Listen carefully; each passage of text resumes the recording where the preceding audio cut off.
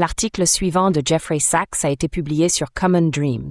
Sachs est le président du réseau de solutions pour le développement durable de l'ONU et il a été conseiller spécial des secrétaires généraux de l'ONU Kofi Annan, Ban Ki-moon et Antonio Guterres.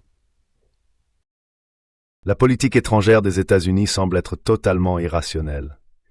Les États-Unis s'engagent dans une guerre désastreuse après l'autre. Afghanistan, Irak, Syrie, Libye, Ukraine et Gaza. Ces derniers jours, les États-Unis se retrouvent globalement isolés dans leur soutien aux actions génocidaires d'Israël contre les Palestiniens.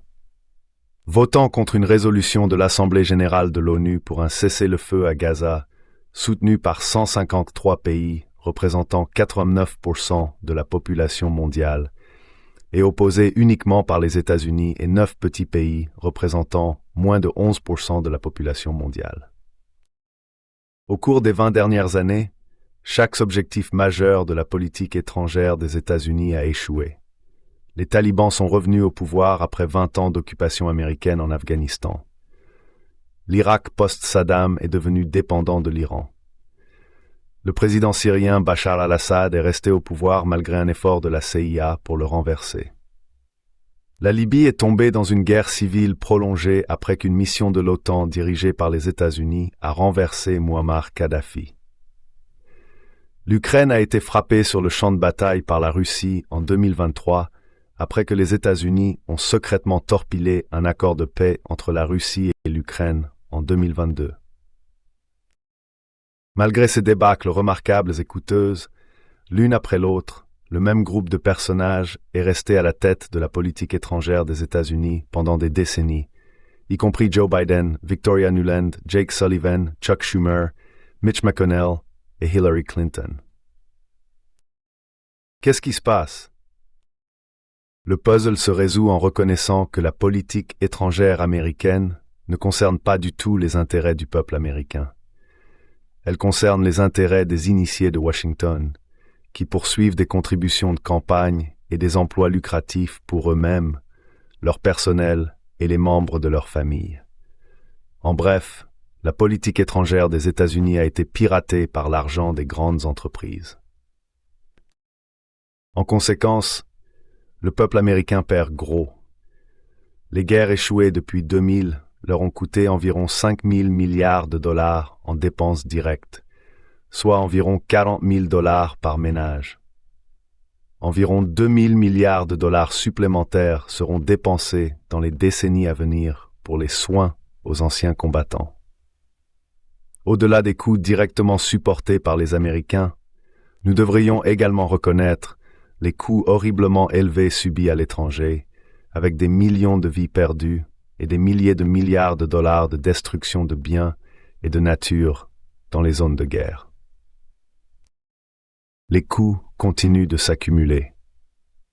Les dépenses liées à l'armée américaine en 2024 s'élèveront à environ 1,5 trillion de dollars, soit environ 12 000 dollars par ménage, si l'on ajoute les dépenses directes du Pentagone, les budgets de la CIA et d'autres agences de renseignement, le budget de l'administration des anciens combattants, le programme d'armes nucléaires du département de l'énergie, le DOLDA, aide étrangère liée à l'armée du département d'État, comme pour Israël, et d'autres lignes budgétaires liées à la sécurité.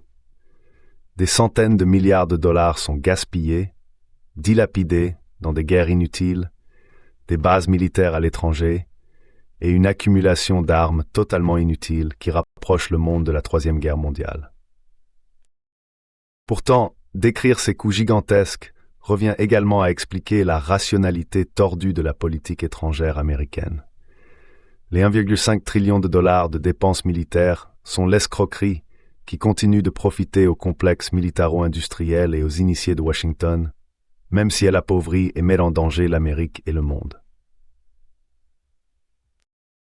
Pour comprendre l'escroquerie de la politique étrangère, pensez au gouvernement fédéral d'aujourd'hui comme à une organisation à plusieurs divisions contrôlée par les plus offrants. La division de Wall Street est dirigée par le Trésor. La division de l'industrie de la santé est dirigée par le département de la santé et des services sociaux. La division des grandes compagnies pétrolières et charbonnières est dirigée par les départements de l'énergie et de l'intérieur, et la division de la politique étrangère est dirigée par la Maison-Blanche, le Pentagone et la CIA.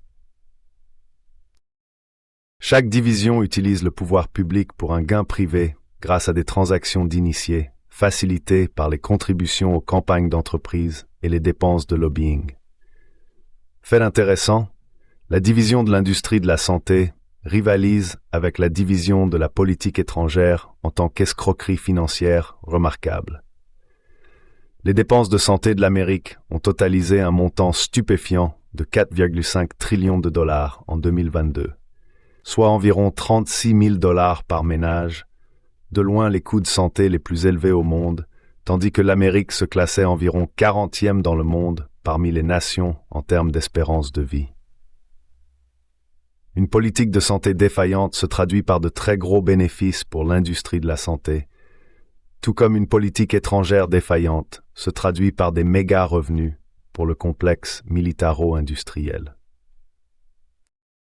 La division de la politique étrangère est dirigée par une coterie restreinte, secrète et soudée, comprenant les hauts responsables de la Maison-Blanche, de la CIA, du département d'État, du Pentagone, des comités des services armés de la Chambre et du Sénat, ainsi que des grandes entreprises militaires telles que Boeing, Lockheed Martin, General Dynamics, Northrop Grumman et Raytheon. Il y a peut-être 1 millier de personnes clés impliquées dans l'élaboration de la politique. L'intérêt public joue un rôle minime. Les principaux décideurs en matière de politique étrangère gèrent les opérations de 800 bases militaires américaines à l'étranger, des centaines de milliards de dollars de contrats militaires et les opérations de guerre où l'équipement est déployé. Plus il y a de guerre, bien sûr, plus il y a de business. La privatisation de la politique étrangère a été grandement amplifiée par la privatisation du secteur de la guerre lui-même, alors que de plus en plus de fonctions militaires essentielles sont confiées aux fabricants d'armes et à des sous-traitants tels que Halliburton, Booz Allen Hamilton et Cassie. En plus des centaines de milliards de dollars de contrats militaires, il existe d'importantes retombées économiques des opérations militaires et de la CIA. Avec des bases militaires dans 80 pays à travers le monde et des opérations de la CIA dans beaucoup d'autres, les États-Unis jouent un rôle important, bien que principalement secret, dans la détermination de qui gouverne dans ces pays. Et donc sur les politiques qui façonnent des accords lucratifs impliquant des minéraux, des hydrocarbures, des pipelines, ainsi que des terres agricoles et forestières. Les États-Unis ont visé à renverser au moins 80 gouvernements depuis 1947, généralement dirigés par la CIA, par l'instigation de coups d'État, d'assassinats, d'insurrections, de troubles civils, de manipulations électorales, de sanctions économiques et de guerres ouvertes. Pour une étude remarquable des opérations de changement de régime des États-Unis de 1947 à 1989, voir Covert Regime Change de Lindsay O'Rourke, 2018. En plus des intérêts commerciaux, il y a bien sûr des idéologues qui croient véritablement au droit de l'Amérique de dominer le monde. La famille Kagan, toujours belliciste, est le cas le plus célèbre, bien que leurs intérêts financiers soient également profondément liés à l'industrie de la guerre. Le point concernant l'idéologie est le suivant. Les idéologues se sont trompés presque à chaque occasion et auraient depuis longtemps perdu leur tribune à Washington si ce n'était de leur utilité en tant que bellicistes. Qu'ils le sachent ou non, ils servent de performeurs rémunérés pour le complexe militaro-industriel. Il existe un inconvénient persistant pour cette escroquerie commerciale en cours. En théorie, la politique étrangère est menée dans l'intérêt du peuple américain, bien que le contraire soit la vérité. Une contradiction similaire s'applique bien sûr aux soins de santé hors de prix, aux renflouements gouvernementaux de Wall Street, aux avantages de l'industrie pétrolière et à d'autres escroqueries. Le peuple américain soutient rarement les manœuvres de la politique étrangère des États-Unis lorsqu'il entend occasionnellement la vérité. Les guerres de l'Amérique ne sont pas menées par demande populaire, mais par des décisions prises d'en haut. Des mesures spéciales sont nécessaires pour éloigner le peuple de la prise de décision. La première de ces mesures est une propagande incessante. George Orwell l'a bien décrit dans 1984 lorsque le parti a soudainement changé l'ennemi étranger d'Eurasia à Estasia sans un mot d'explication. Les États-Unis font essentiellement la même chose. Qui est le plus grand ennemi des États-Unis? Faites votre choix selon la saison. Saddam Hussein, les talibans, Hugo Chavez, Bachar al-Assad, ISIS, Al-Qaïda, Kadhafi, Vladimir Poutine, le Hamas ont tous joué le rôle de Hitler dans la propagande américaine.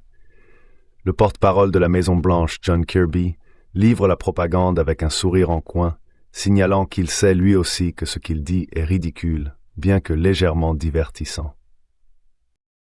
La propagande est amplifiée par les think tanks de Washington, qui vivent des dons des entrepreneurs militaires et parfois des gouvernements étrangers qui font partie des opérations frauduleuses des États-Unis. Pensez au Conseil de l'Atlantique, au CSIS et bien sûr à l'Institut pour l'étude de la guerre, toujours populaire, soutenu par les principaux entrepreneurs militaires. La deuxième est de dissimuler les coûts des opérations de politique étrangère.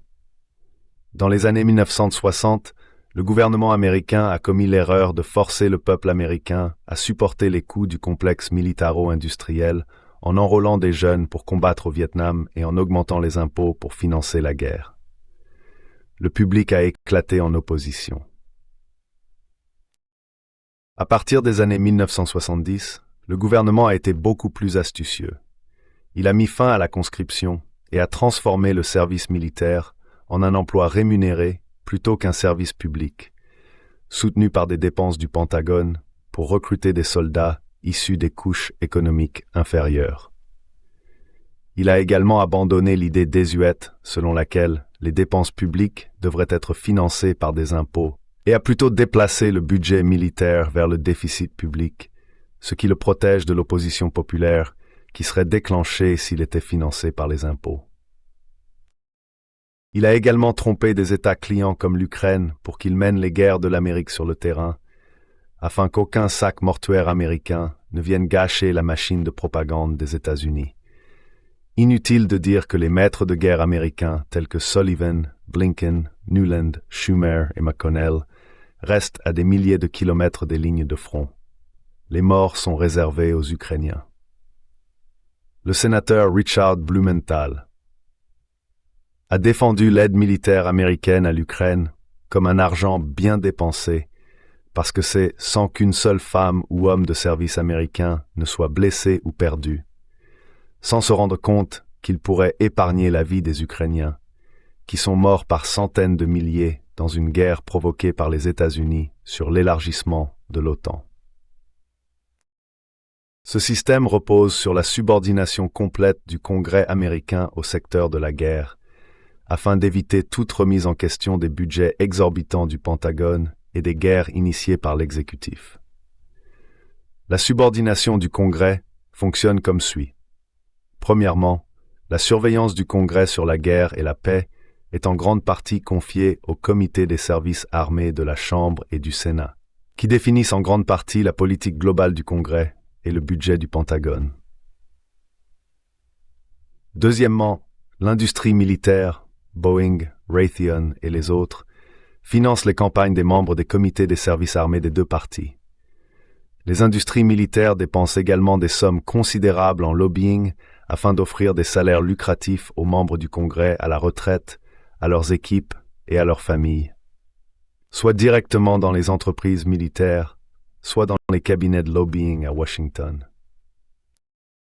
Le piratage de la politique étrangère du Congrès n'est pas seulement le fait du complexe militaro-industriel américain. Le lobby israélien a depuis longtemps maîtrisé l'art d'acheter le Congrès. La complicité de l'Amérique dans l'état d'apartheid d'Israël et les crimes de guerre à Gaza n'ont aucun sens pour la sécurité nationale et la diplomatie des États-Unis, sans parler de la décence humaine. Ce sont les fruits des investissements du lobby israélien qui ont atteint 30 millions de dollars en contributions de campagne en 2022 et qui dépasseront largement ce montant en 2024. Lorsque le Congrès se réunira à nouveau en janvier, Biden, Kirby, Sullivan, Blinken Nuland, Schumer, McConnell, Blumenthal et leurs semblables nous diront qu'il est absolument nécessaire de financer la guerre perdante, cruelle et trompeuse en Ukraine et le massacre et le nettoyage ethnique en cours à Gaza, de peur que nous, l'Europe et le monde libre, et peut-être même le système solaire lui-même ne succombions à l'ours russe, aux mollahs iraniens et au Parti communiste chinois. Les promoteurs de désastres en politique étrangère ne sont pas irrationnels dans cette propagande alarmiste. Ils sont trompeurs et extraordinairement avides, poursuivant des intérêts étroits au détriment de ceux du peuple américain. Il est urgent pour le peuple américain de réformer une politique étrangère si défaillante, corrompue et trompeuse, qu'elle plonge le gouvernement dans la dette, tout en rapprochant le monde d'un Armageddon nucléaire. Cette réforme devrait commencer en 2024, en rejetant tout financement supplémentaire pour la désastreuse guerre en Ukraine et les crimes de guerre d'Israël à Gaza. La paix et la diplomatie, et non les dépenses militaires, baissons la voie vers une politique étrangère américaine dans l'intérêt public.